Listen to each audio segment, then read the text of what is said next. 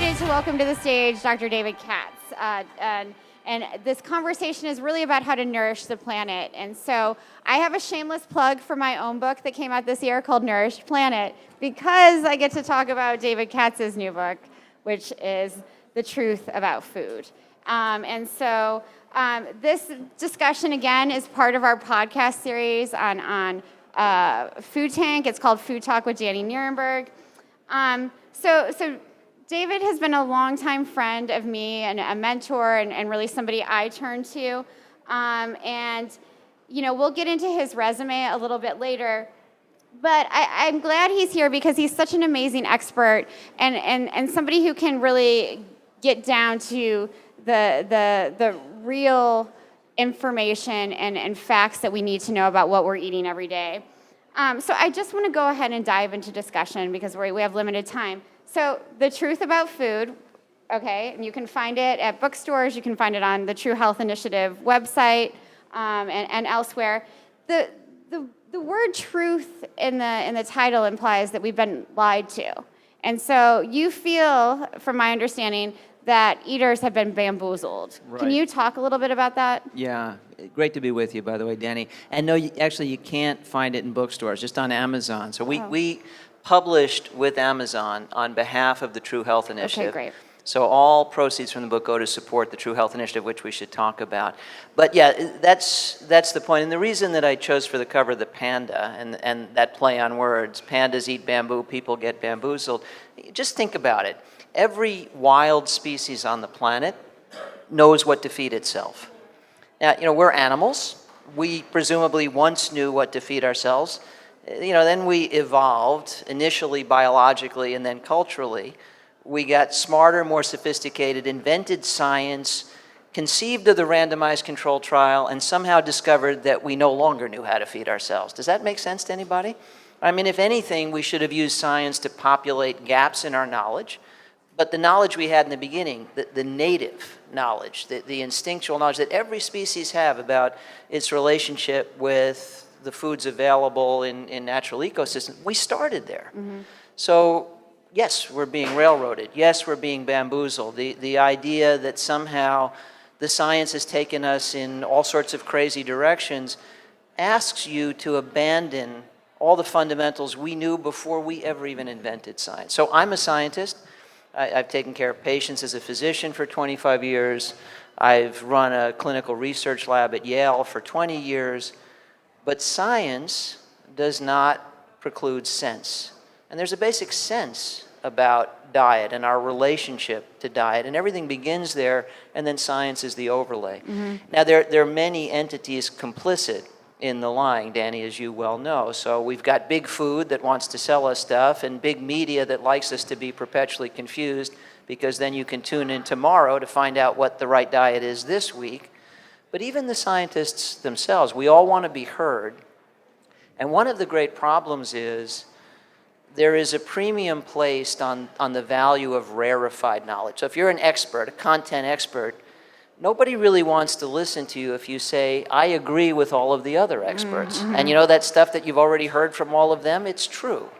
Well, then nobody puts you on the Today Show. And I speak to you as someone who worked on air for 2.5 years for Good Morning America. I know this world really well.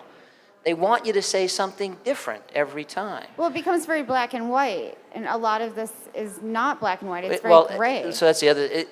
First of all, there's a lot of subtlety. So, is dairy good or bad? Yes. Is gluten good or bad? Yes. Right? All of that. Exactly. So, and that always makes me, the whole issue of black and white makes me think of a famous quote by Bertrand Russell. The whole thing wrong with the world is that fools and fanatics are always so sure and wiser people so full of doubts. So good scientists are wise people who say most of the time and generally yes, but. And you're given the choice between people who are willing to tell the truth, that there's some provisos and caveats, and the fools and fanatics, and hucksters, by the way, who are willing to tell you, I know the absolute truth, everybody else is wrong, listen to me. So that's a huge problem. But even, again, the legitimate scientists are being goaded to talk about what sets them apart. The problem with that, so this isn't exactly a lie, but it's a major deception just the same. The problem is if you hear multiple legitimate experts, but one who's studied the vegan diet her whole life, telling you the vegan diet is absolutely the best and everything else is bad, and here's why. And then the next person you hear from in the news has studied the Mediterranean diet her whole life and tells you the Mediterranean diet is best, and what you just heard about the vegan diet is wrong, and here's why, and around we go. It sounds like all of that is mutually exclusive. The reality is, and I know this, and you know this pretty well too, because you've met all these people at this point, when it comes time to have dinner, we're at a conference with all of these characters, everybody eats the same stuff. So, the vegans fill their plates with the greens, and their protein source is beans or lentils, but the paleo people you would think are polar opposites, no. They fill their plates with the same greens, and where the beans went for the vegans, they'll have wild salmon. But their plates look more like one another than either looks anything like the typical American diet. And that is the part nobody ever talks about. Absolutely. And that's part of the truth. And that gets concealed. And that basically, hiding the truth is a lie. Yeah, Ellen, you talked about hucksters. And so what are some of the tricks that information is being, how are they hiding that information? What tricks are big companies using? What are, people who aren't, as science-driven as you are, some of your colleagues in the nutrition community, what kind of tricks are they using to convince consumers that, their diet's the right one? So, look, by the way, everybody, you know this, but vote on Tuesday, right? I don't know how much difference it'll make here. Maybe we should deploy to other parts of the country and then vote. It's being live streamed. But, People. but okay, if you're listening in, wherever the heck you are, vote. So, these days, the problem of fake information and overt propaganda could not be more flagrant. So, big food, the active deceivers engage directly in propaganda and misdirection. And so I don't think anybody's confused about the nature of that misinformation. It's overt, it's in your face. You either believe it or you don't. But if you believe it, you've been willfully deceived. And by the way, so half the book is about lies, half the book is about truth. The part that's about lies is lies, damned lies, and statistics. So these would be the damned lies, the lies that are in your face. I am trying to deceive you. But then there are subtle forms of lies by even very good people who actually believe the lies themselves. And I won't name names. And in the book, for the most... Name names. You want me to name names? I want to know what makes you angry about these folks who aren't telling the truth. I mean, Well, you don't have to...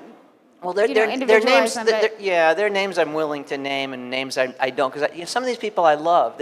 They've just drunk so deeply of their own Kool-Aid. Sure. They don't know that they're deceiving. But let's just say some prototypical, ardent vegan, and by the way, I'm a strong fan of the vegan diet. I feel we have to tell the truth, and so I've heard colleagues claim things like olive oil is toxic. So that, it's an ardent vegan who advocates for a low-fat vegan diet who somehow throws into the messaging that olive oil is toxic or wild salmon is toxic. So I've looked at the literature without bias. I've had to. It's my job. I've written multiple textbooks on this topic. And here's what I can tell you about wild salmon. Eating it is toxic for the salmon. That's for sure. But not for the person eating the salmon. There's just no evidence to support that. And olive oil, when I've heard people who advocate for a low-fat vegan diet say that olive oil is toxic, I've dug into it, and what they've done is cited one study at odds with all the rest from 15 years ago in 10 people where they didn't specify what the heck kind of olive oil they were using or how long it had sat out in the sun or how many times it had been run over by a truck. And, yes, okay, that one produced bad vascular effects, but every other study of extra virgin olive oil where they told you it was good olive oil produced beneficial vascular effects. Well, you can't do that. That's cherry picking. So that's a very discrete example of how even good people, good scientists, can deceive. And they, by the way, the problem with cherry picking the literature is how many of you know the full expanse of the peer-reviewed literature on PubMed? Nobody. You're not supposed. Nobody knows the full expanse, but the average citizen doesn't go to PubMed, right? How easy it is to write a whole book where you cite dozens and dozens, if not hundreds, of impressive sounding studies and completely pull the wool over your eyes. Do you do that here? No, I do the exact, of course, you know me, I do the exact opposite. And even when I love a conclusion, I share the evidence that goes the other way and explain why I am convinced one way or the other. Yeah, so the easiest thing in the world, and of course we all know this on social media, but the point I'm making is it's true in the scientific literature as well. The easiest thing in the world to do is to go shopping for the opinion you already own, find it, ignore all the rest, even if it outnumbers your opinion 10 to 1, cite what supports your point of view, and try to pretend that that's the weight of evidence. So take a book like The Plant Paradox, which basically tells you lectins are horrible. What are lectins? It's a complex family of proteins. Where are they found? Beans, lentils, whole grains, vegetables, fruits, nuts and seeds, and to some extent meat as well, but So mostly. what's left to eat? Exactly right. It's crazy. So telling people, lectins are toxic, therefore don't eat the foods containing lectins would be like telling people oxygen is toxic, which by the way it is, therefore hold your breath. It's absurd. But if you cherry pick the literature, you can make that absurd argument sound very erudite. So that's been done for ketogenic diet, and that's been done for every iteration of the low-carb diet, and that's been done for lectins, and that's been done for gluten, and that's been done for the glycemic index. And I mean, that's why we will see a never-ending parade of silly fad diets, because you can cherry-pick the literature, shop for the opinion you already owned at the start, not tell everybody that, what I found to support my case, it's lots of studies that sound impressive, but actually, the studies that reach the opposite conclusion outnumber these 100 to 1. But we're not going to talk about that.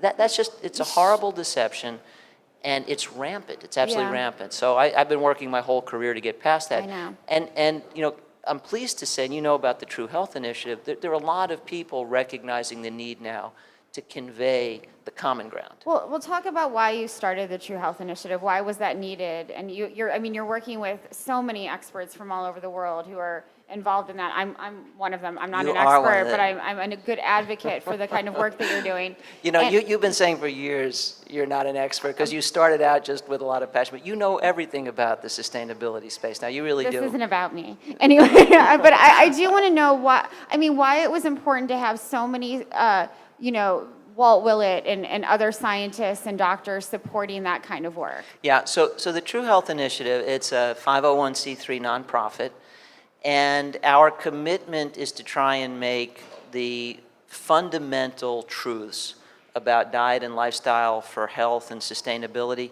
common knowledge, because they're not common knowledge. Right now there's common confusion, although it's really pseudo-confusion. And there isn't much common sense either, right? I mean, the problem with common sense is it's shockingly uncommon.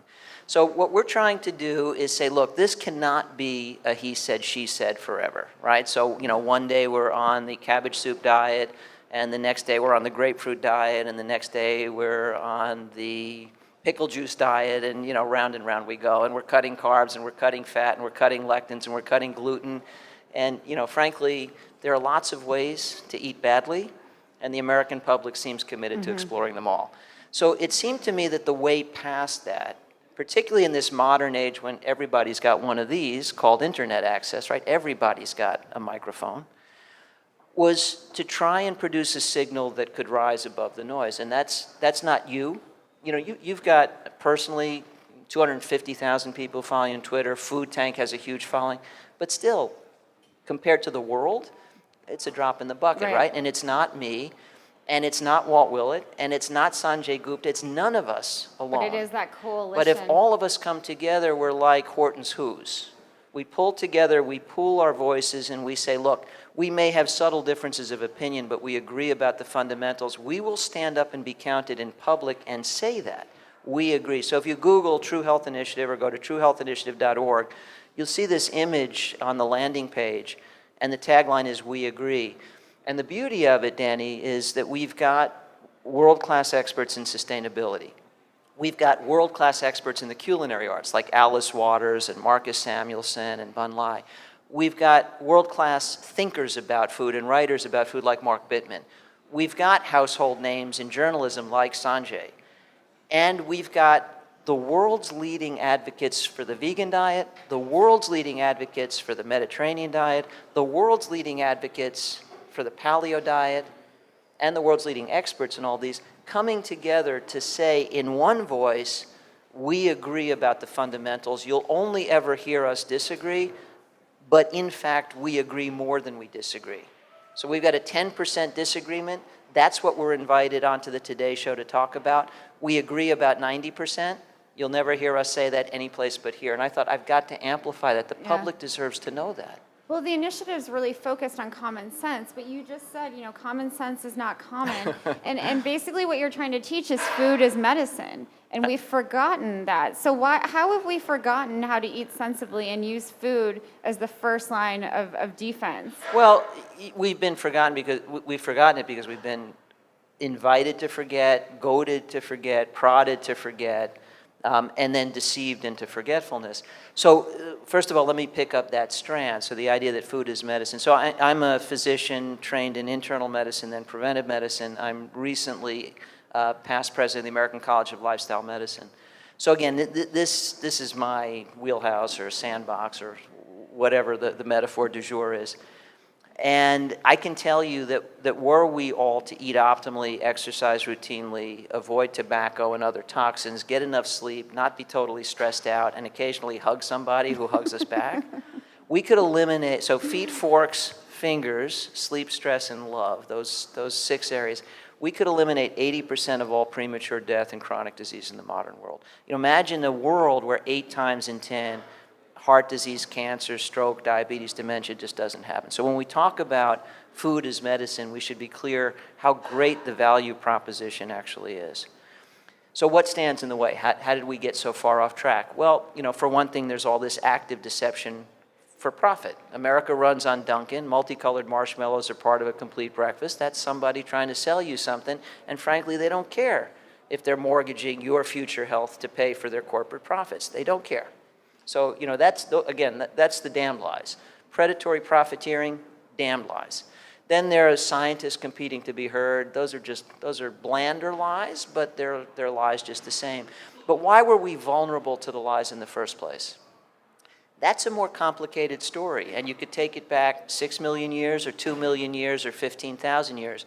But I would argue everything about evolutionary biology makes us vulnerable to the deceptions of a modern world. Throughout most of our history, calories were relatively scarce and hard to get, and physical activity was unavoidable. It was called survival, and everybody just did it every day. We've devised a modern world because we are an ingenious species where physical activity is scarce and hard to get because of tech. We've gotten so good at developing things that replace the work of muscles, and calories are unavoidable because we've gotten so good at producing a tasty, tempting food supply. Well, I would submit that Homo sapiens as a species has no native defenses against caloric excess or the lure of the couch, never having needed them before. So we're very vulnerable to eat tasty food when tasty food is available. It's not very hard to sell people on tasty food. It's the easiest thing in the world. The hard thing is to turn the Titanic around and say, actually, no, an all-you-can-eat buffet is not a bargain anymore. You are going to get fat at no extra charge and then spend a fortune to lose the weight that you gained for free. Wake up and smell the Slim Fast. Welcome to 2018, right? I mean, so, but that's, so we're working against all of the incentives of evolutionary biology, and we're working against all of the incentives of human civilization. The dawn of agriculture was all about growing a stable food supply. That's what it was all about. We exited the foraging age, entered into the agricultural age, civilization was born, and what that supported was the growth of dense populations. Cities didn't exist when we were foragers. We were isolated, scattered bands. We started to experience civilization when we were able to produce a stable food supply in a place. Well, then so much of everything we do culturally is linked to the idea that having ample food all the time is a good and beautiful thing. We talk about being the breadwinner. We talk about making dough.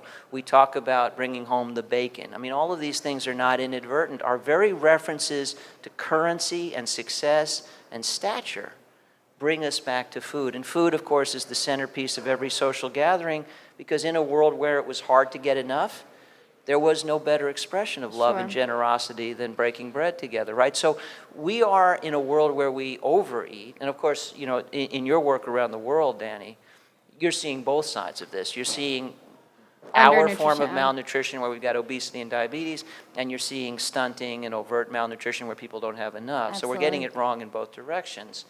But you know, in our world, we really are trying to work against the imperatives of evolutionary biology and 15,000 years of civilization. That's a lot of inertia to overcome. It really is. Well, one interesting thing that you're doing, and because this is a technology conference, is you've invented two very important things that are helping eaters eat better and know more about their food. So the first is you're the principal inventor of the overall nutritional quality index. And then you've also developed this dietary intake assessment method called the Diet Quality Photo Navigation System. So those are really not sexy names, Dr. Katz. That sounds well, they sound really techy though, right? So that the good news is they sound so techy.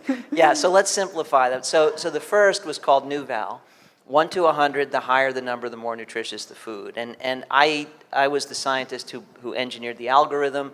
And what we did was we captured 30 different nutrient properties: vitamins, minerals, calories, sugar, fiber, antioxidants, glycemic load, protein quality, all the stuff that matters. We weighted each of them for its specific health effects, aggregated those scores, produced a single number: 1 to 100, the higher the number, the more nutritious the food. Super cool. And super simple. So, you know, techie on the inside, really easy to use on the outside. And at its peak, it was in 2,000 supermarkets nationwide. So the scores would go in front of all the foods. And I traveled the country and I heard from people who told me, you know, in 18 months, I lost 115 pounds. Wow. And all I did was trade up every grocery I bought. So in every category, every aisle, I just looked for the highest scoring version I liked and could afford. And you know, each time I traded up, there was less sugar, less salt, less junk, more fiber, more good stuff. And one of the many virtues of better food is it fills you up on fewer calories. If I may digress for just a second, then we'll come back to Diet ID. So one of my favorite nutrition writers is Michael Moss, Pulitzer Prize-winning investigative journalist. His book is Salt, Sugar, Fat. He's got a new book. I think it's out now. Hooked. Is Hooked out? Yeah, I think it's out. And he wrote a New York Times Magazine cover story entitled The Extraordinary Science of Addictive Junk Food. And what Michael explains in this essay is that every major food company, back to the lies, and I, of course, tell this tale in my book too, every major food company hires teams of PhDs, gives them functional MRI machines and marching orders to design, or if you will, engineer food you can't stop eating until your arm gets tired from lifting it to your mouth. So essentially design food that stimulates the hypothalamic appetite center so that you overeat, because the more you eat, the more the company selling the stuff profits. So you want to reverse engineer that. So one of the many virtues of the NuVal system, 1 to 100, the higher the number, the more nutritious the food, is that the high-scoring foods inevitably had shorter ingredient lists, were less subject to what we can call the Moss effect, and essentially reverse engineered it. And each time you do that, you reduce the calories it takes to feel full. So a very powerful tool, but I didn't control the business side of that. And over 10 years, it sort of rose and fell, and it was in 2,000 supermarkets. It's mostly out of them now. Shifting gears, so yes, diet quality photo navigation is a techie sounding method. The tool is called Diet ID, not quite so techie. So Google Diet ID. Here's the idea. I see a few folks in the audience like me wearing glasses, but maybe most of us at some point have been to the eye doctor and had an eye exam. So to determine whether or not you need glasses, and if you do need glasses, what glasses you need, you do not fill out a 50-page questionnaire describing how you think you see at different times of day at different kinds of light, right? Glass wearers, right? You don't do that. You look through lenses. The machine's called a phoropter. You look through lenses, one image is clearer, one image is blurrier, and you have to say which is which, right? So which image is clearer, A or B, right? That's how it works. And you say A. And then they pull up image C and say, how about now? And then how about now? And they do that 4 or 5 times, right? And about 30 seconds later, they know exactly what the prescription is for your eyes. And it's perfect. We invented that for diet. We tend to manage what we measure, and therefore we must measure what matters. Diet, believe it or not, is the leading cause of premature death in the United States in 2018, and increasingly in much of the modern world. It matters most. In this moment in time, in terms of health effects, Diet matters most. How many of you have completed a detailed assessment of your own personal diet? Maybe one, maybe two, sort of, and you're kind of, yeah, but, right? And presumably people who come to this conference are highly motivated about issues of food. I know why you haven't done it, because the tools are horrible. I mean, they make your eyeballs catch fire. It takes 90 minutes to fill out a food frequency questionnaire. It's dreadful. If you want to do a food diary for 3 days, it's 3 days. If you want to do a 7-day food diary, it's 7. They're terrible. We fixed it.